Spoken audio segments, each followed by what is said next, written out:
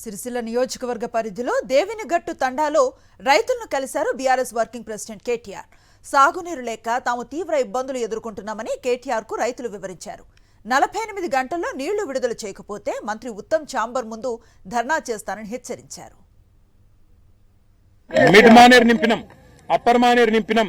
Maneru upper Maneru నుంచి కింద కాళేశ్వరం దాకా, కింద మంతిని దాకా, ఆడికెళ్ళి ఈడి దాకా ఎర్రటి ఎండల్లో కూడా అన్ని వాగులు అన్ని చెర్లు నింపి రైతులను కాపాడుకున్న ప్రభుత్వం కేసీఆర్ ప్రభుత్వం.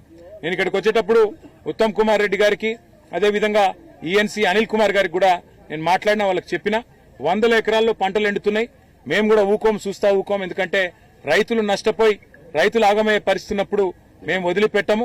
ఖచ్చితంగా రాబోయే 48 గంటల్లో నీళ్లు గిన ఇడిచిపెట్టకపోతే తప్పకుండా నేనే స్వయంగా పోయి మంత్రి గారి ఛాంబర్ ముంగట ధర్నా చేస్తాను. వదిలిపెట్టం ఈ ప్రభుత్వాన్ని. ఎందుకంటే కేసీఆర్ మీద కోపం ఉంటే మాతో కొట్లాడు, రాజకీయంగా తలపడు.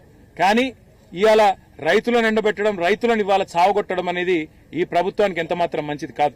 ఇప్పటికే 450 మంది రైతులను పొట్టన పెట్టుకున్నాడు రేవంత్ రెడ్డి కాంగ్రెస్ ప్రభుత్వం.